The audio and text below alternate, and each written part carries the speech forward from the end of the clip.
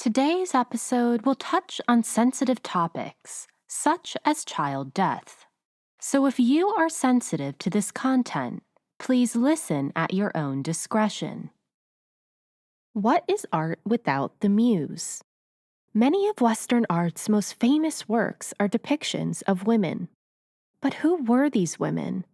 Do they have their own stories to share with the world? Hello and welcome to ArtMuse, a podcast that aims to reshape the ways in which we interpret well-known works of art by paying dues to the women whose images have been immortalized, but whose names and stories have been wrongfully overlooked. While these women's faces are familiar to viewers around the world, their identities have been largely forgotten. Together, we will explore the important lives and legacy of the female muse and appreciate these works of art from a new perspective, through the eyes of the women whose image stares back at us. Is the muse in actuality just as, if not more, important than the artists themselves? And I'm your host, Grace Anna. For listening purposes, I want to clarify before I begin that in this episode, artist James McNeill Whistler will be referred to by his first name, James. James's father, George Whistler, will be referred to as Whistler. This decision was made to honor how Anna McNeill Whistler herself would have referred to her husband and son, respectively. The only time James McNeill Whistler will be referred to as Whistler is in the title of his most famous work, Whistler's Mother. Whistler's Mother is one of the most recognizable images in the world. If you are like me, you may have first come across Whistler's masterpiece in the Mr. Bean movie, a humor-filled fictional film in which Mr. Bean accidentally damages Whistler's mother and replaces it with a reproduction. All jokes aside, Whistler's Mother is one of the most iconic paintings in the history of art. And similar to the Mona Lisa, it has taken on a life of its own, its meaning morphing and changing through different periods of history. Its malleable meaning is due in part to its mystique, leaving the viewer with endless questions. Is James Whistler's portrayal of his mother sympathetic or critical? Is the painting's sentiment warm or cold? And is Whistler's mother an intimate portrait of an individual, or is she symbolic, a monument to motherhood? As Whistler's mother sits there with her hands crossed and gaze distant, she seems to safeguard the secrets of her portrait with her quiet but defiant reserve. Though Whistler's mother was painted in England and has been on view in Paris for over a century, it is inarguably one of the first great American works of art, informing the work of later American legends like Andrew Wyeth and Edward Hopper. And more than this, it has carved its way into the American consciousness, acting almost as a relic of America's Puritan roots. Depending on our perception of America's past, Whistler's Mother can elicit feelings of both nostalgia and resentment, as the painting makes us reflect upon our own complex relationship with America's beginnings. On a more universal scale, Whistler's mother has become an important symbol of motherhood. Though she is Whistler's mother, she feels like a mother to us all, a familiar and all-knowing presence that brings a comfort only a mother could provide. We can almost hear the whistle of a tea kettle ringing in the background, and smell the fresh scent of cookies from the oven, ready to be served.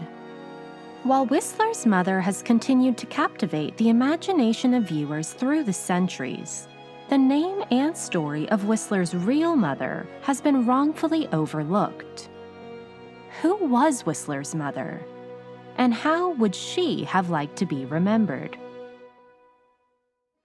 Today, I share with you the story of Anna McNeill Whistler, not only the mother of James McNeill Whistler, but also his artistic manager and agent.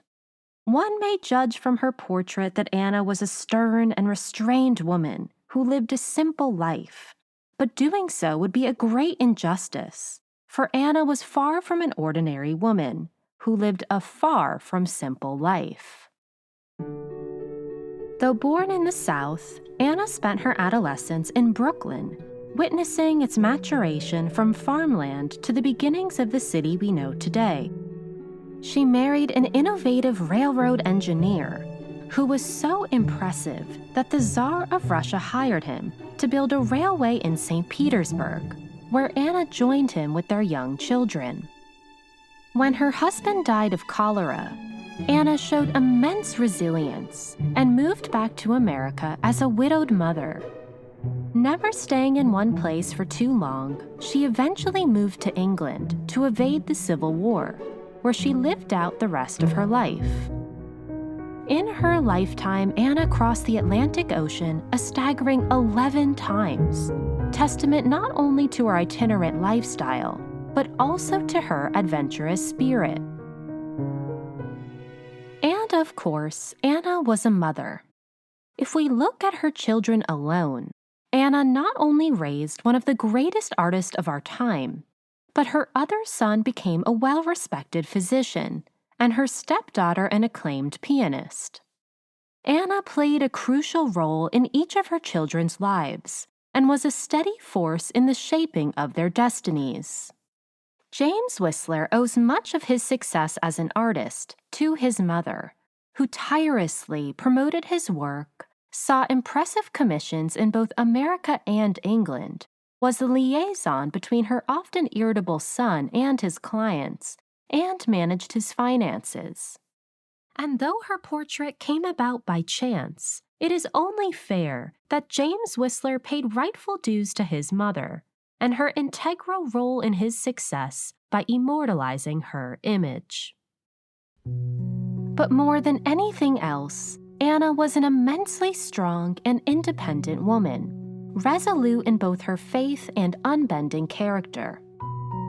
She showed great resilience in the face of continued challenges: the loss of 3 of her 5 children, the untimely death of her husband, and having to raise 2 sons as a widow for the remaining 32 years of her life.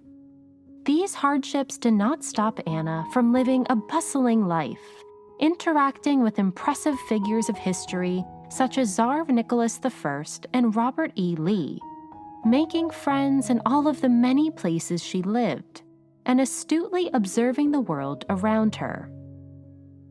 She was Whistler's mother, but she was also so much more. So without further ado, I present to you Anna McNeill Whistler. Anna McNeill was born on September 27, 1804, in Wilmington, North Carolina. Her father, Dr. Daniel McNeill, was a well-respected physician, originally born in Scotland. Dr. McNeill was married with children before meeting Anna's mother.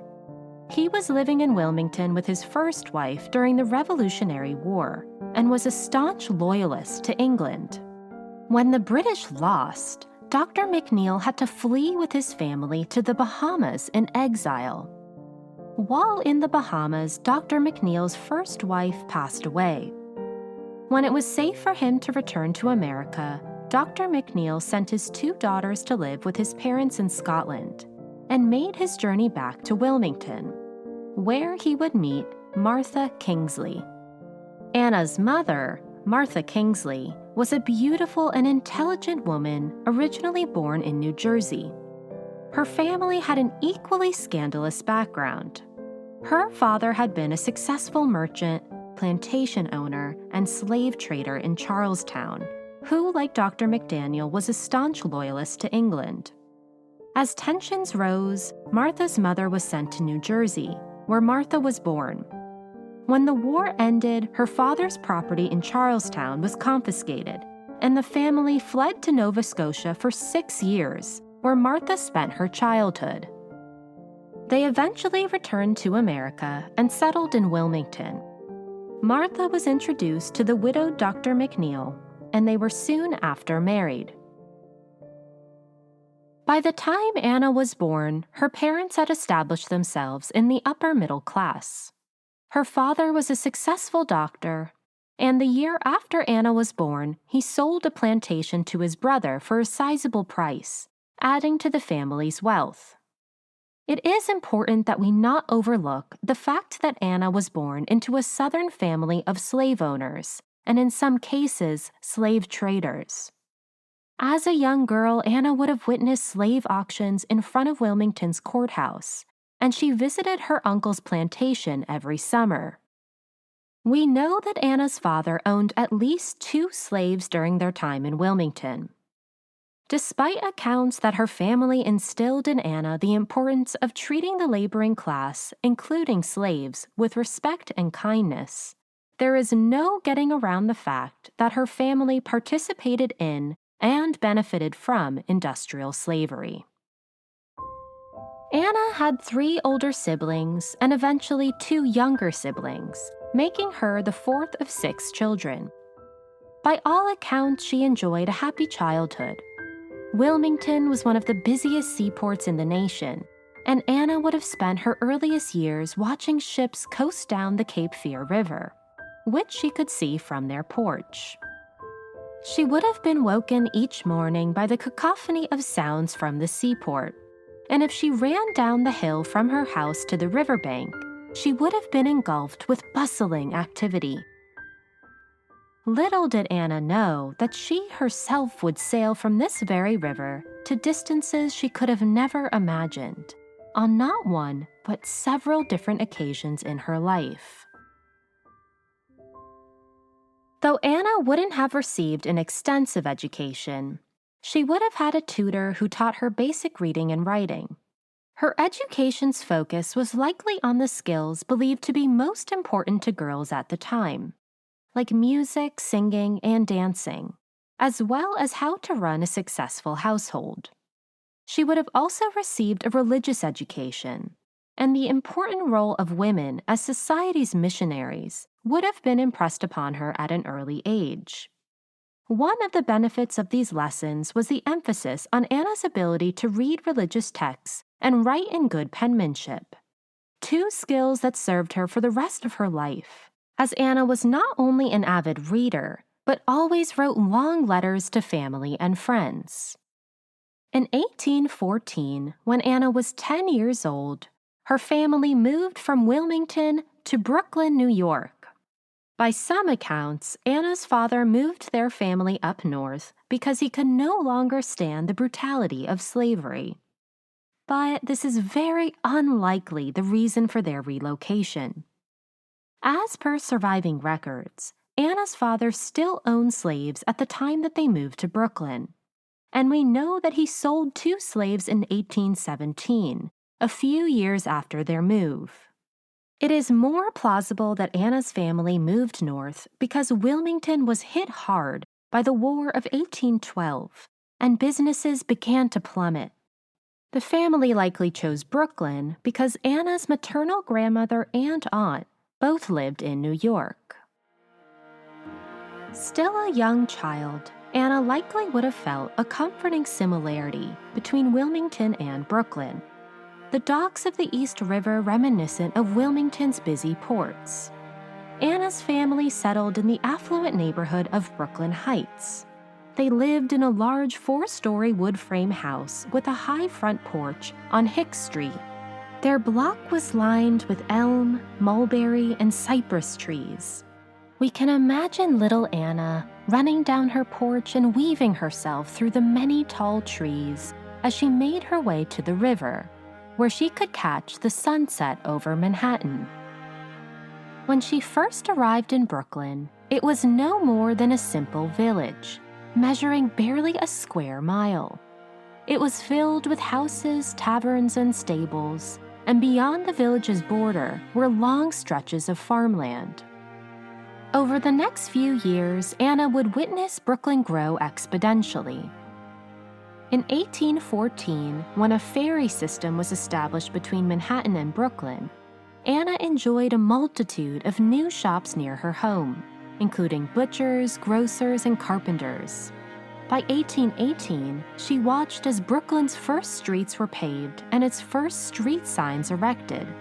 And in 1824, by the time Anna reached her 20s, she would have seen the opening of Brooklyn's municipal court.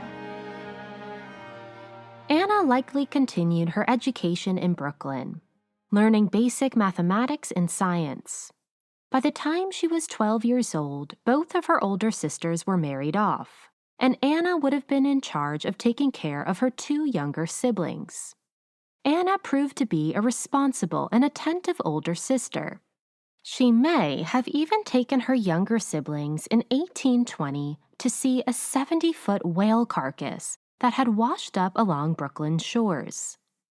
She had an especially close bond with her younger sister Kate, who she remained close with for the rest of her life. Anna grew to be an intelligent and vivacious young lady, with a wide circuit of friends. But all the friends in the world could not prepare Anna for the whirlwind of falling in love. When Anna's older brother William was sent to West Point Academy, he would bring his friends back to Brooklyn with him on breaks. One of his friends was a young man named George Washington Whistler. Whistler was enrolled as a cadet at West Point, notorious for his pranks and mischievous behavior. When Anna spotted the dark, curly-haired Whistler walking through the front door of their Brooklyn home, she was immediately swept off her feet. She knew she had found the man that she wanted to spend her life with. But there was one major problem getting in the way of making Anna's fantasy a reality. Whistler was in love with somebody else. And to make matters worse, in 1821, when Anna was 16 years old, Whistler eloped with his love and got married. Anna was so crushed by the news that she made a promise to herself to never marry anybody else, enveloping herself in an all-consuming sadness. Anna distracted her wounded heart by spending time with her many friends. But her heart would once again break when a few years later Anna's father, Dr. McNeill, passed away in 1828. Anna was only 24 years old when she lost her father. She would not only say goodbye to her father, but also to Brooklyn, where she had spent the last 13 years. After her father's death, Anna moved with her mother and siblings to Baltimore, where her brother was working as a topographical engineer. And as fate would have it, Anna's father was not the only recent death in her immediate circle. But George Whistler's first wife had also recently died of typhoid, leaving behind a widowed Whistler with his 3 young children. Whistler became a frequent guest at Anna's house, turning to her brother for comfort as he grieved his late wife. Anna could not believe that she was once again face to face with her first and only great love. Whistler must have noticed that Anna had matured into a beautiful young woman, with golden brown hair and dreamy gray eyes. Anna soon warmed her way to Whistler's affection, and the two grew close. As legend goes, Whistler's first wife told him on her deathbed that if he were to ever marry again, it should be with Anna McNeill, who she knew as a family friend. While likely untrue, Anna was slowly but surely carving her way into Whistler's heart. But Anna soon realized that Whistler was too devastated over the loss of his wife to pursue the serious relationship she so greatly desired. Feeling increasingly impatient, Anna arranged her first trip abroad to visit her half-sisters in England. In October of 1829, Anna embarked on her first of the 11 trips she would take across the Atlantic in her lifetime. Though only 25, Anna boarded the trip unchaperoned as a single woman traveling on her own. How did Anna feel as she set sail for lands unknown, completely on her own? Was she nervous to leave behind the familiarity of her family and home? Or was she excited to embark on a new adventure, abandoning her troubles over Whistler and her hopes for marriage? The journey on boat took a grueling 14 days to arrive in England. In her first surviving letter, Anna wrote to her sister Kate, "A ship is the school to teach patience." Luckily, the taxing expedition proved to have a warm reward. Anna's half-sisters greeted her with a wholehearted welcome. Though many years her elder, Anna felt an almost seamless connection with her half-sisters, who reminded her of her late father. Anna continued to write letters home, filled with sharp observations of the new world around her. In many of these letters, Anna inquired about Whistler. She was hoping that absence would make the heart grow fonder, but was disappointed to receive few letters from Whistler himself, who was preoccupied with work and his children. It must have taken Anna a great amount of faith and resilience to navigate her feelings from Whistler from afar, with so few certainties and assurances. But it seems that Anna's time away worked in her advantage. When Anna returned from England, Whistler, overwhelmed by his life as a widowed parent, was finally ready to settle down. And who better a partner than Anna, who had set her heart on Whistler since she was 16 years old. Anna was caring, had a good sense of humor, and was ready to accept Whistler and his children with open arms. And so, on November 3rd, 1831, Anna married George Whistler. Though she was 16 years old when she first fell in love with him, Anna's dream had finally come true at the age of 27. The ceremony took place in Anna's brother's home on Bond Street in Manhattan. How did Anna feel as she exchanged vows with the man she had waited for over a decade to marry? Was she pinching herself that her fantasy had finally turned into a reality, despite all odds? Or did a small part of Anna always know that she would one day marry the love of her life? Soon after their wedding, Anna and Whistler settled into their new home in Paterson, New Jersey, where Whistler was working for the railroad. Their marriage meant that Anna was now the primary caretaker for Whistler's 3 children, aged 6 to 9, who moved in with them. Anna not only looked after Whistler's children as if they were her own, but she showed immense sensitivity towards Whistler's first wife. She saved his first wife's recipe book and cooked for the children the same food their mother had once made for them. In fact, Anna kept this recipe book with her for the rest of her life, bringing it with her to each and every one of her many homes. Though Paterson was further from her family and friends than Anna may have hoped for, she and Whistler built a loving home together. The more time they spent with one another, the more they found they had in common. They shared a love for music, placed high value on their spirituality, and both kept up to date with public affairs. Even though Whistler had to commute 30 miles on horseback to the railroad every day, he always made sure to be home for dinner and to tuck his children into bed. After 2 years in Paterson, Whistler was relocated to Lowell, Massachusetts, as the chief engineer for the Lowell-Boston Railroad. This would be the first of many moves that Whistler and Anna would make as a family, and the itinerant nature of Whistler's work was one of the many things that Anna lovingly accepted. It is here in Lowell that Anna gave birth to her very first child, James McNeill Whistler. James was born on July 11, 1834. Though Anna had grown accustomed to her role as stepmother, we can only imagine how much baby James meant to Anna as her first child of her own. 2 years later, on July 22, 1836, Anna birthed her second son, William. James was thrilled to have a younger brother who he could play with. Given their growing family, Anna would have employed a cook, chambermaid, and laundress. This did not stop Anna herself from cooking, especially fond of making puddings. She also employed a gardener, as Anna had a keen interest in flowers and vegetation. She would have been in charge of the household and directed each employee in their tasks.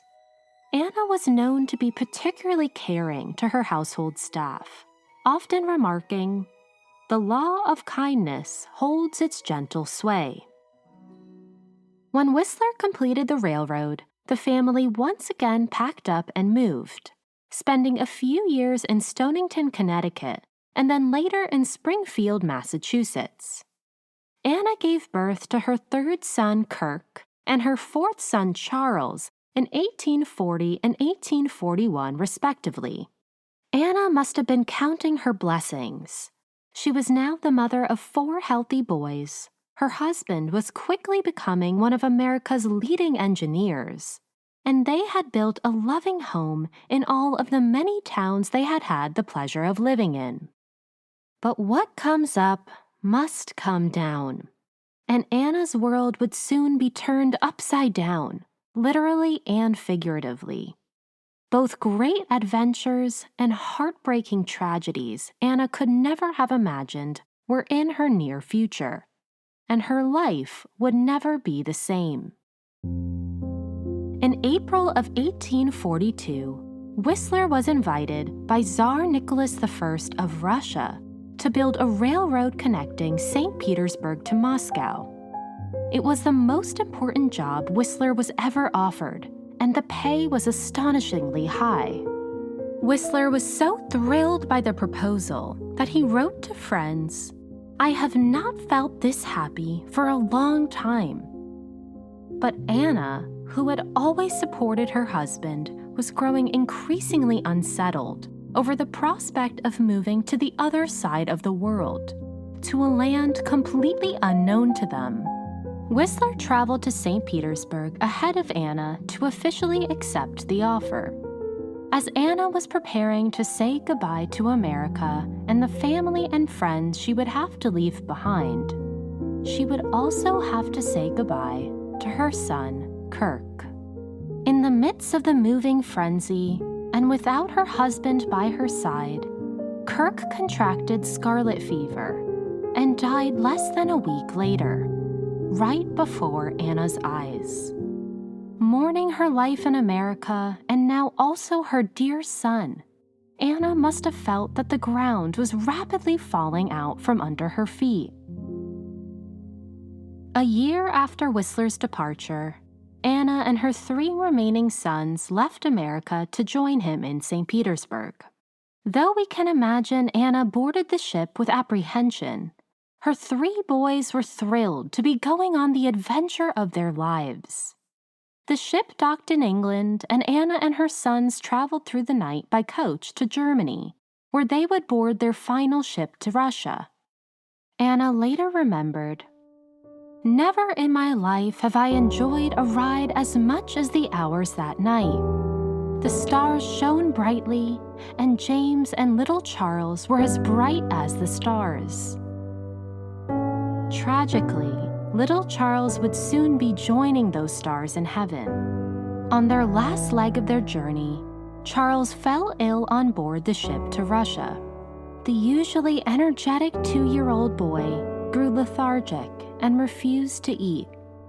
Anna cradled her son through 2 sleepless nights until he passed away at dawn in Anna's arms. Charles was the second child of Anna's to pass away within a year, and without her husband's presence and support. When Anna, and now only James and William, were finally reunited with Whistler on September 28, 1843, it was far from the happy meeting they all imagined. Charles's death posed several logistical issues. Russian health officials forbade the body from entering St. Petersburg, so his body had to be sent back to America on a return steamboat.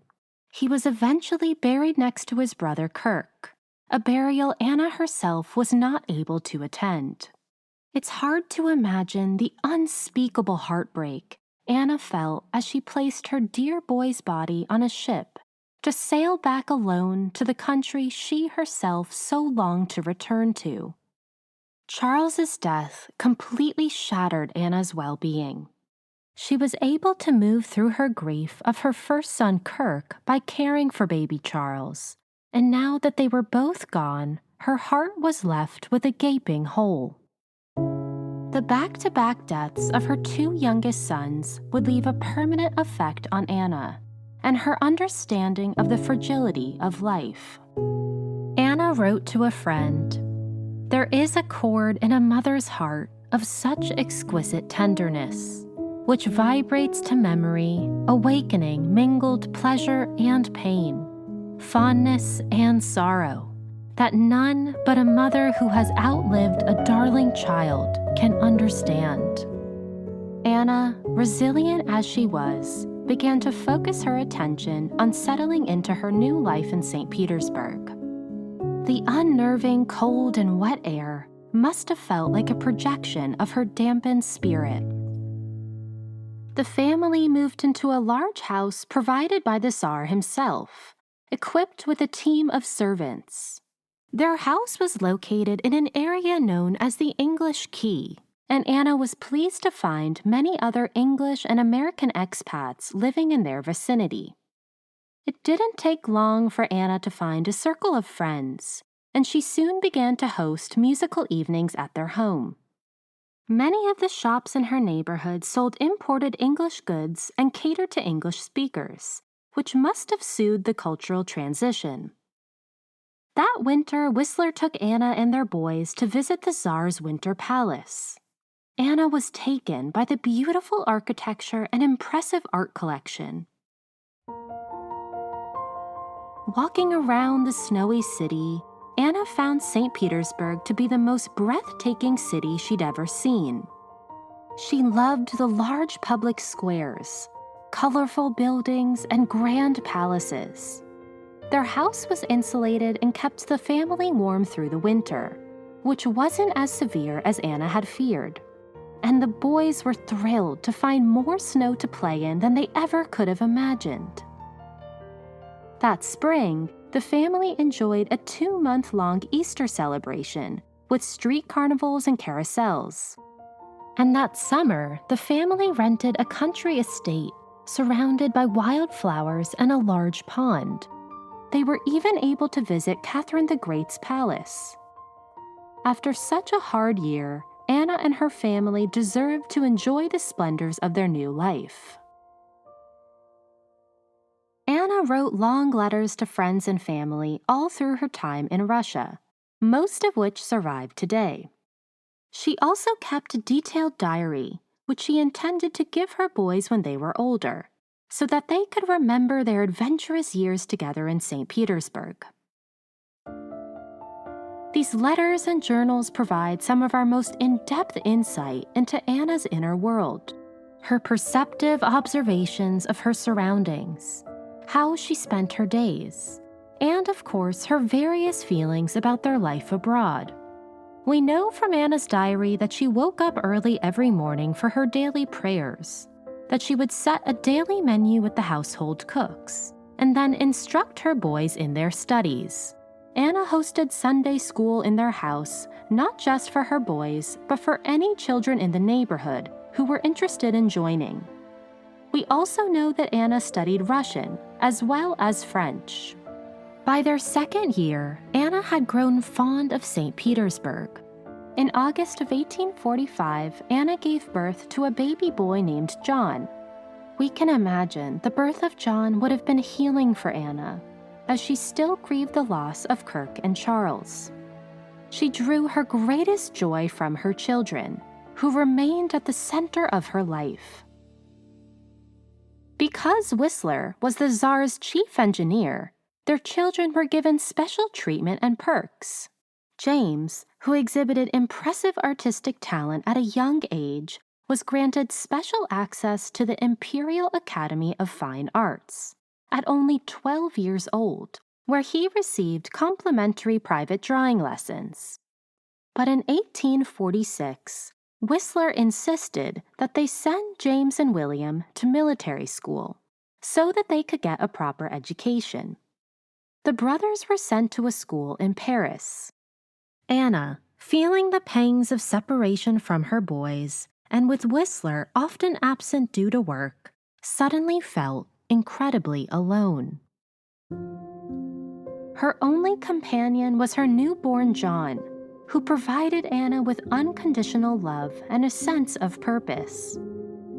Tragically, that mid-October, her baby John died of an infection. Yet another devastating blow. With her elder sons away, and her newborn now unfairly ripped from her arms, Anna was near inconsolable. John would be the third of Anna's children to die, and the last child she would ever birth. Out of concern for Anna's well-being, as well as James's poor health, Whistler decided to withdraw James and William from military school and bring them back to St. Petersburg. Anna was thrilled to have her two boys back, their laughter and exuberant energy once again filling their home. But the Russia they returned to was changing at a rapid pace, and Anna began to notice an influx of economic inequality and the growing shadow of the oppressive Russian state.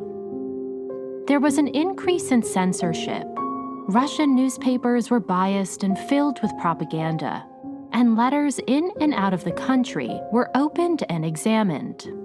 If the concerning political situation wasn't enough, a deadly influenza also went rampant in 1847. Not willing to risk the health of her two surviving sons, Anna decided to leave St. Petersburg for England until things blew over. Anna, James, and William spent the next few months on the English coast. James passed these months making drawings of the English cliffs and declared to Anna his desire to be an artist. Their timing in England was fortuitous, for Anna's stepdaughter, Deborah, had just met an Englishman and was wed in London, a wedding Anna was thrilled to be able to attend. But when Anna got word that her husband's health was declining, she immediately planned her return. Because James's health was also fragile, she decided to leave him in England with her stepdaughter, while she and William traveled back to Russia. Upon her return, Anna learned that Whistler had contracted both influenza and cholera, and was suffering their lingering effects. Perhaps even more damaging was Whistler's over-demanding work schedule, which left him malnourished, exhausted, and in a constant state of high stress. Anna tried to help her husband by mailing his letters and copying documents on his behalf, but the Tsar's unrealistic expectations depleted Whistler almost entirely. Even in the most trying of times, Anna was a present and committed mother, exchanging up to 15 letters with James in a matter of weeks to ease his concern for his father. But despite all of Anna's efforts to revive her husband, caring for him day and night, Whistler's health only worsened. On April 7, 1849, George Whistler died of heart failure, the result of being so overworked and the unshakable effects of cholera and influenza. Anna was by Whistler's side until the moment he took his last breath. On his deathbed, he promised Anna that they'd meet again in heaven. Her last words to him were, "We have but one heart and mind." Anna had lost the love of her life, her husband of 18 years, but the apple of her eye for far longer. The man she had followed across the world, her sturdy rock that had gotten her through the hardest of heartbreaks. She was thrust into unimaginable emotional pain, and for the first time in her life, her belief in God was shaken to its core. At just 45 years old, Anna had become a widow, and would remain a widow for the rest of her life. Anna was so distraught that she remained in bed for weeks, too weak to leave the confines of her room. But after a period of mourning, Anna was able to slowly regain her strength. She trusted that every misfortune in life was also an opportunity for self-growth. Anna wanted to rise to the occasion, for her children and also in honor of her husband's legacy. Though the Tsar offered Anna the option of remaining in Russia, without Whistler there was little reason to do so. Anna longed more than anything for the comfort of her friends and family back home. She had Whistler's body sent to New York and prepared for her move back to America. Once the winter's ice had thawed enough to permit travel, Anna and William boarded the first ship out of St. Petersburg. As it happened, the first ship departed on May 19th, which would have been Whistler's 49th birthday. How did Anna feel as the ship pulled away from the place she and Whistler had called home for the last few years, the place she had said goodbye to her husband and kissed his head one last time, the place her husband took his final breath? After picking up James in London and spending some time with her stepdaughter, Anna returned to New York on August 9th of 1849. She went directly to Stonington to give Whistler a proper burial. He was buried next to his two sons, Kirk and Charles. His body was so badly decomposed that they were unable to have an open casket. Shortly after the funeral, Anna moved with her boys to a small town in Connecticut. Anna's mother, a fellow widow, also moved in with them. Whistler's death meant a drastic change in lifestyle for Anna and her family. Now Anna's only income was the small sum of money from Whistler's investments, paid annually. Though the Tsar expressed his condolences, he only paid Whistler's salary up until the day he died, which left little revenue from their time in Russia. The family mostly lived off their modest savings. The boys, once treated like princes, were now expected to help with household chores. Anna and her mother handled the cleaning and cooking. While many women would have despaired over their close to impoverished standing, Anna turned lemons into lemonade, enjoying the simple pleasures like growing her own flower garden. Anna's mother became her best friend, not just in helping her run their household, but by comforting her grieving heart. They spent 3 years living together in peace and comfort, until Anna's mother suddenly showed signs of a sharp physical decline. She passed away on April 7, 1852, 3 years to the day since Whistler's passing. Anna's husband and mother now shared the same day of death. Without her mother's aid, Anna's primary focus became finding her sons a proper career path. Concerned that James could not support himself as an artist, Anna decided to send him to West Point Academy to follow in his father's footsteps. To secure William's future, Anna helped him apply to Columbia University, which he was admitted to. It didn't take long for Anna to receive complaints of James misbehaving and failing at his studies. He miraculously made it through his first year, largely due to his mother's continued emotional support. With both of her sons settled, Anna was able to focus on her own declining health. Anna developed sharp pains in her side and general weakness. She decided to travel to England for a few months to convalesce. The day before she left, Anna got word that James had been sent to the hospital for gonorrhea, making it clear that even the prestigious West Point Academy could not quell her son's mischievous antics.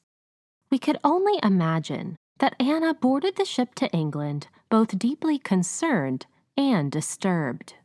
Anna not only recovered in England, but she attended London's first ever photography exhibition and viewed a collection of watercolors by Turner. These experiences may have primed Anna for soon accepting her own son's artistic talents and desire to be an artist. For when Anna arrived back in America, both of her sons' lives were in a state of upheaval. William had dropped out of Columbia and become a mechanic for the Baltimore Railroad, a job that got him both addicted to tobacco and hardened his personality. And unsurprisingly, James was dismissed from West Point Academy just after the start of his second year. When James turned 21, he inherited his portion of his father's inheritance and decided to move to Paris to study painting. Anna was taken aback by his rash decision and worried that her son would be so far away. Ultimately, Anna accepted his decision, honoring her son's autonomy. It would take Anna some time to adjust, but she eventually became her son's biggest advocate and played an integral part in the start of his career. She took a genuine interest in James's art and began encouraging her friends to commission works. She requested that James send her prints of his etchings so that she could give them proper inventory numbers. And when James received a positive response for his first painting shown at the Royal Academy in England, Anna encouraged James to stay in London and work on building an English clientele. With James abroad, Anna could focus on getting William back on track. She convinced him to return to school, and he eventually studied medicine at the University of Pennsylvania to become a doctor. If Anna couldn't be proud enough, she was even more thrilled when William got married in 1860 to a woman Anna not only approved of, but genuinely adored. She may have had a bohemian artist as one son, but her other son had finally secured himself a stable future. But 1860 would not only bring the happy union of William and his wife, it was also the start of one of the most significant conflicts in the history of America, the Civil War. The Civil War would prove to be one of the most difficult periods of Anna's life. She felt torn over her conflicting allegiances. On the one hand, she was a Southern-born woman, with a history of slaveholding on both her father and mother's side. Her uncle had owned a plantation, and she had several surviving family members still living in Confederate states. On the other hand, Anna moved north as early as 10 years old and did not have significant contact with slaves. And more than this, her northern-born late husband was not only a strong patriot, but also a Whig member, and would have almost certainly supported fellow Whig member Abraham Lincoln. To complicate her feelings further, William decided to move to Richmond and join the Confederate Army as a surgeon. James alternatively voiced his support of the Union from England. Anna's own views were likely more complicated. As a white Southern-born woman from the early 19th century, she would have inevitably been raised to believe in Black inferiority. At the same time, Anna was a firm believer in treating people with kindness and fairness. In a surviving letter, Anna wrote, "I am no advocate of slavery," but then proceeded to defend the morality of slave owners, claiming that she has known slave owners to treat their slaves with care. Though never fully committed to either side, it should be noted that in the end, Anna did end up sympathizing more with the Confederates. As the war worsened, Anna decided to join James in England until tensions abated. We do not know exactly how Anna traveled to England mid-Civil War, but it is likely that she took a steamboat from New York. Upon her arrival, Anna moved in with James, who, in a frenzy to prepare for his mother, had to kick out his longtime mistress and remove his many inappropriate belongings. But to his pleasant surprise, Anna was charmed by James's decor. She especially loved his Persian rugs, Japanese prints, and Oriental doll collection. And it didn't take long for Anna to take charge of James's household upkeep. While he worked in his studio, she would tend to his garden or write long letters to family and friends back home. While James had to forfeit some of his social liberties, he appreciated his mother's help maintaining his house and her support of his career. William also eventually joined Anna and James in England. His wife had tragically died of scarlet fever, and he had grown tired of the relentless bloodshed of the war. Though he risked his life to get there, posing as a Unionist so that he could board a steamboat from New York, William made it to London safely in 1865. Anna was thrilled to once again have both of her sons under the same roof. But because boys will be boys, this didn't last for long. James and William fell into a bad crowd and joined a money-making scheme to deliver weapons to Chile. In the end, only James made the journey, and it unsurprisingly turned out to be a failed mission. And Anna herself would travel, making one last voyage to America. In 1867, Anna crossed the Atlantic to visit her remaining family and friends. She was shocked by the devastating effects of the war and the horror stories of atrocities committed by both sides. She knew as she returned to England that she was leaving behind a changed America, and that she would never again return. On her 11th and final journey across the Atlantic, Anna was not only saying goodbye to her country, but to an era in her life. After their various escapades, mother and son settled into their life together in London. Anna helped William set up a practice in Piccadilly, and Anna and James continued to live together amiably, an arrangement that seemed to suit both Anna and James well. Anna not only provided James with maternal comfort, but she began to fully focus on the furthering of his artistic career. Acting as an unofficial manager, Anna sought out new English and American patrons and pitched commissions on James's behalf. When any friends would visit from America, Anna would convince them to purchase one of James's works. She took care of his finances and business correspondences, even negotiating the rent on his studio.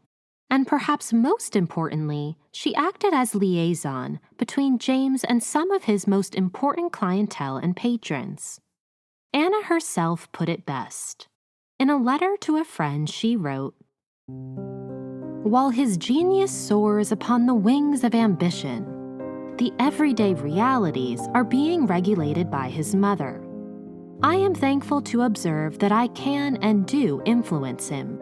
God answered my prayers for his welfare by leading me here. All those most truly interested in him remark on the improvement in his home and health.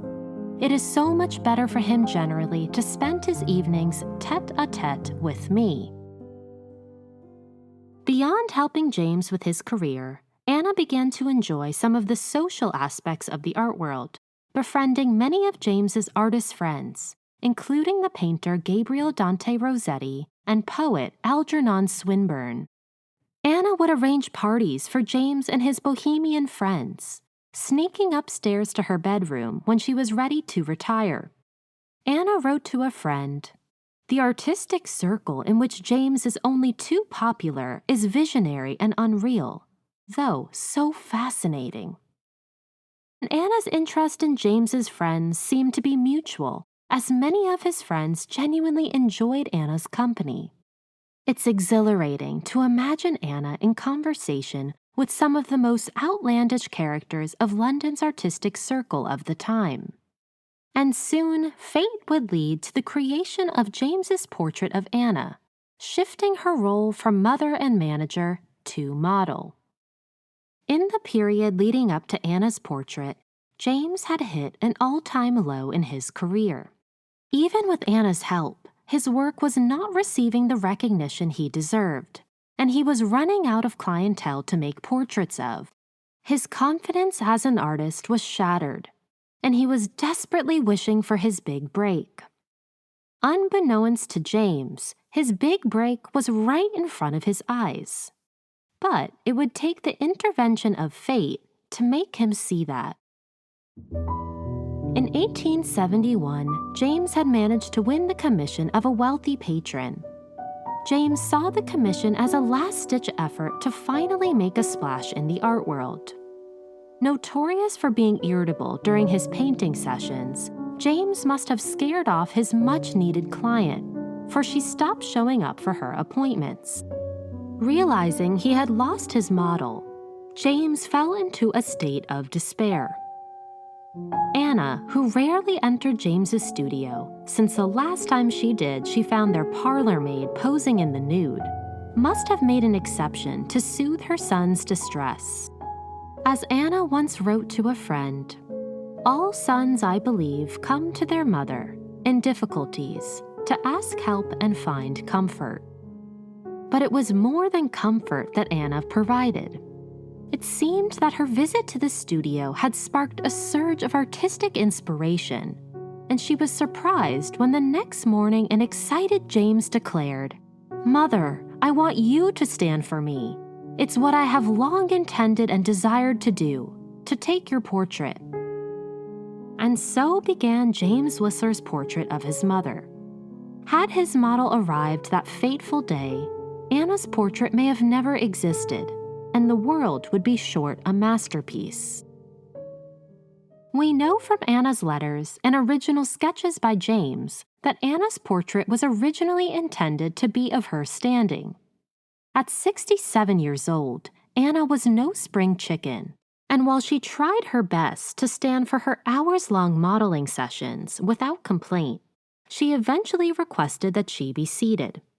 As Anna documented in a letter, "I stood bravely 2 or 3 days whenever he was in the mood for studying me, and I was so interested, stood as a statue, but realized it was too great an effort."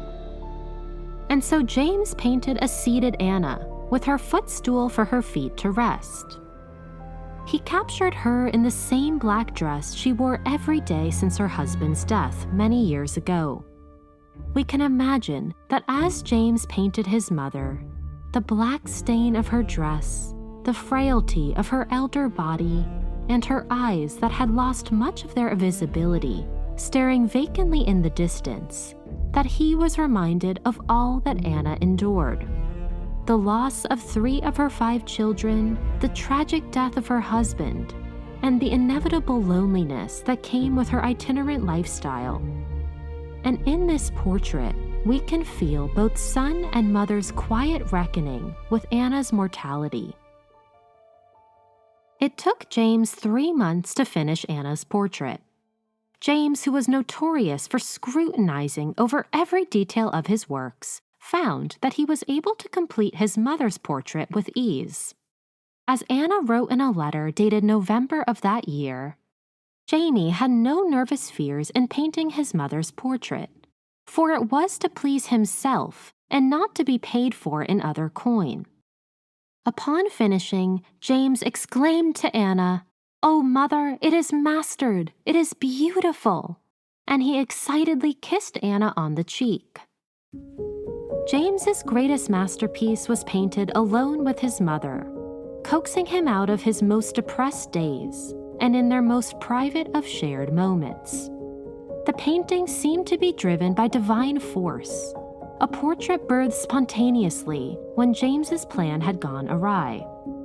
Anna herself was in awe at how serendipitous the whole ordeal had been. She told a friend, "I must introduce the lesson experience taught up, that disappointments are often the Lord's means of blessing." Anna was also extremely satisfied with how realistically her son had rendered her. The portrait had an almost photographic accuracy, but she also felt it captured her spirit. Fate not only should be credited for the painting's creation, but also its survival. Shortly after James finished the painting, he brought the painting with him to his most prestigious patron, Mr. Leyland. Upon his arrival, James proudly hung Anna's portrait on Leyland's wall, hanging next to a Velázquez painting. On his journey home, James placed the portrait in a railroad car. Halfway through the ride, the railroad car caught on fire. The flames scorched the painting's frame, but by some miracle, the canvas was left untouched. James Whistler's masterpiece was nearly destroyed just weeks after its completion. but it seems that fate had other plans for the painting. Anna's portrait, originally titled Arrangement in Gray and Black, was exhibited at the Royal Academy. Like most great masterpieces, Anna's portrait was not immediately appreciated. The Academy almost rejected the painting, disliking its muted colors and mundane subject matter. While it was admitted in the end, the painting received less than favorable reviews. James was so disappointed by the Academy's reaction that he would never exhibit there again.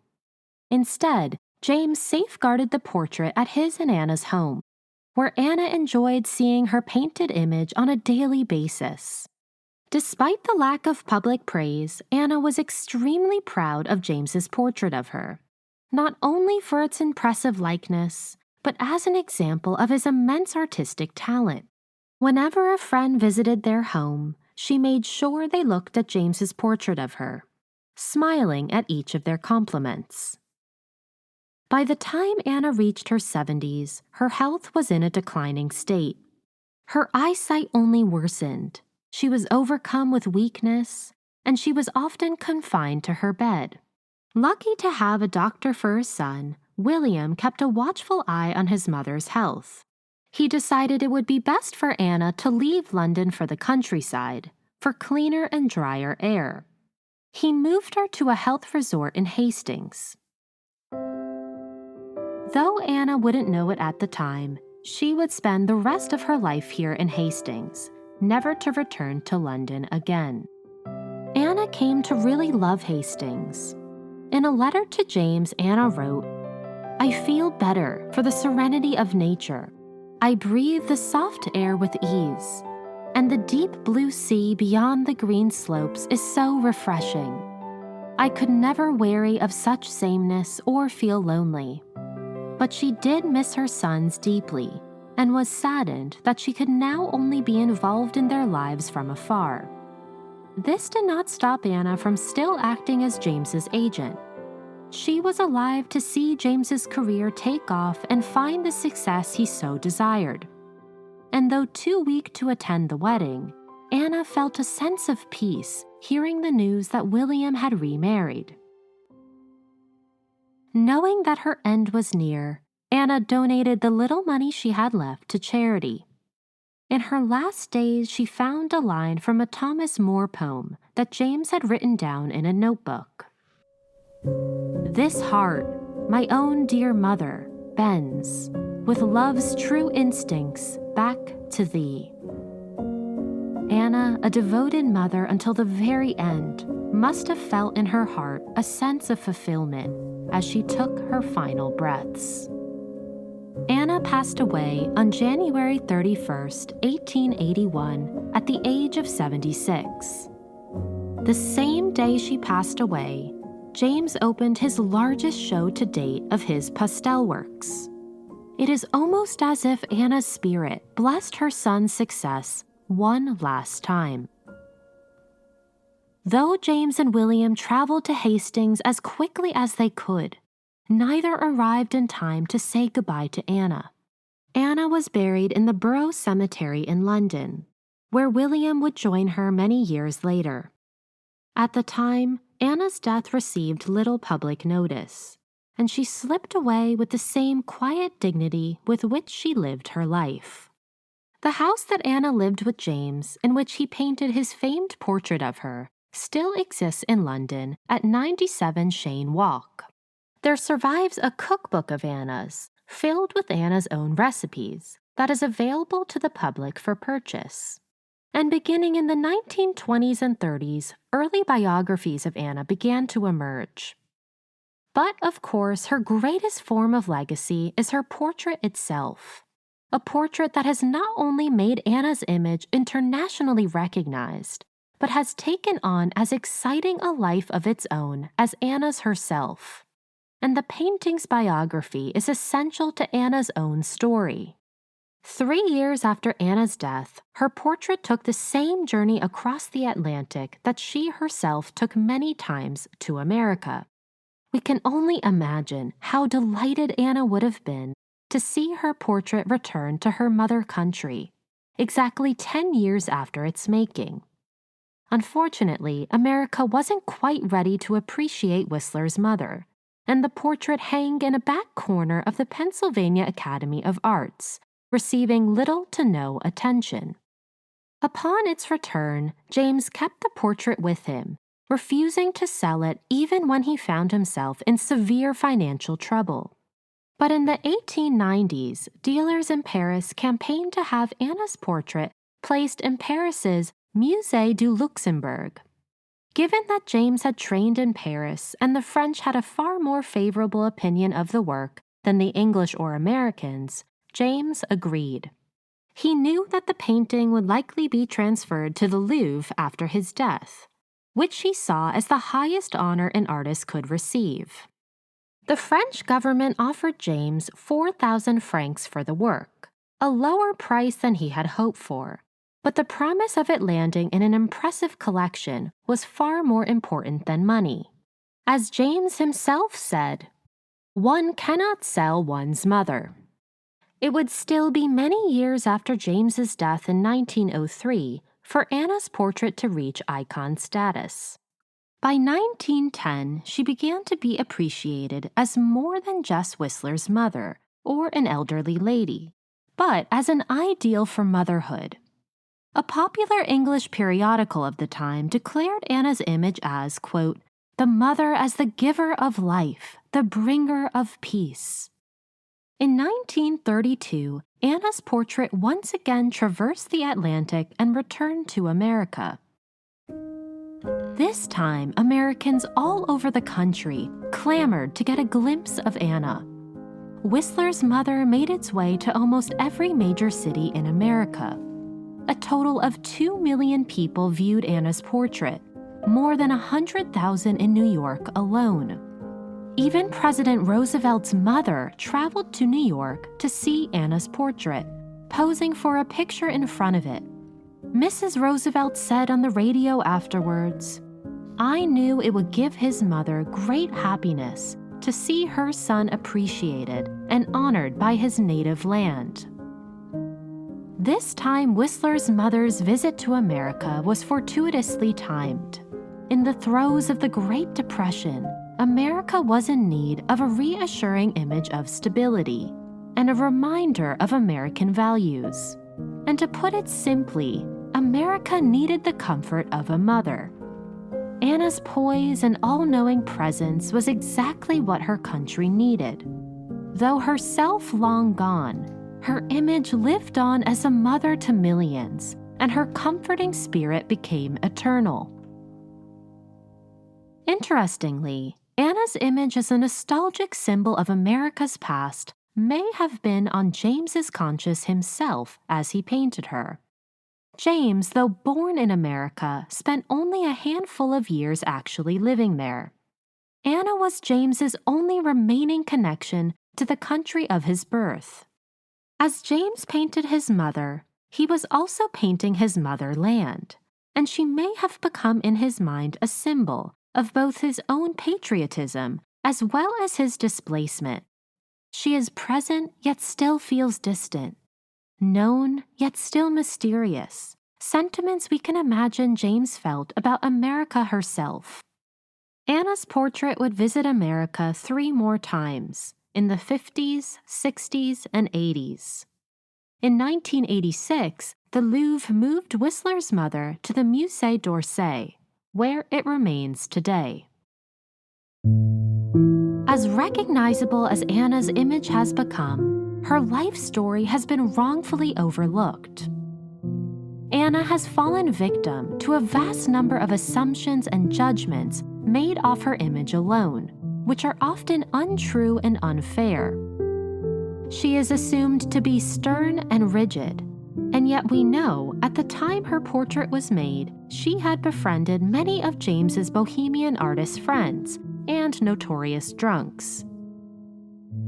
She is misjudged as unfriendly, but her unsmiling mouth was likely because Anna wore dentures at the time and was self-conscious about her teeth. In the few surviving photographs, we see Anna's warm smile, and twinkling eyes.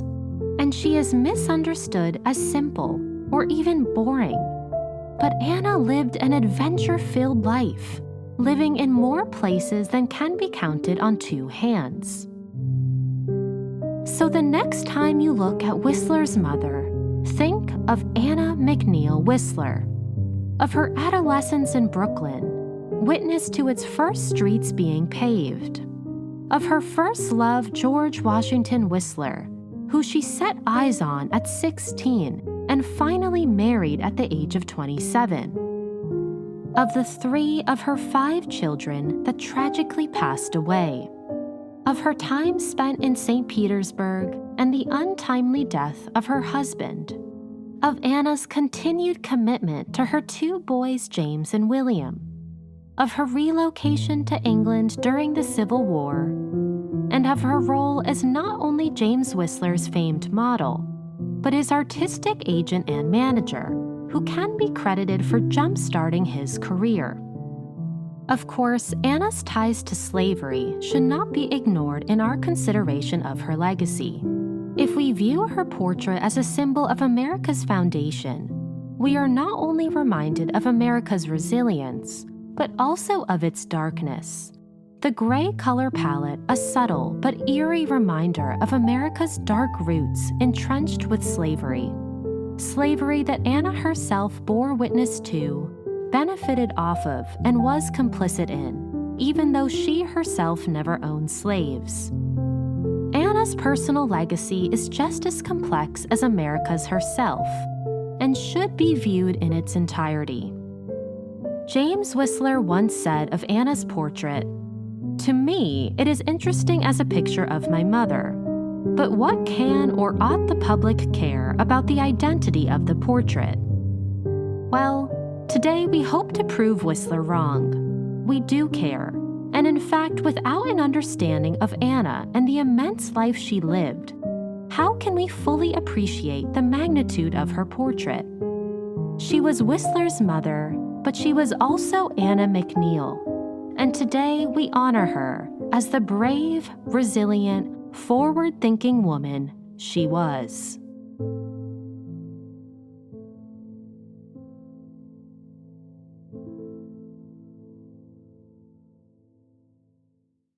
I hope you have enjoyed this episode on Anna McNeill Whistler. I've included images, resources, and suggestions for further reading on the ArtMuse website and Instagram. ArtMuse is produced by Kula Production Company. Today's episode was written and recorded by me, your host, Grace Anna. Stay tuned as I continue to share the stories of the women behind some of the world's most important works of art. Until next time, bye for now.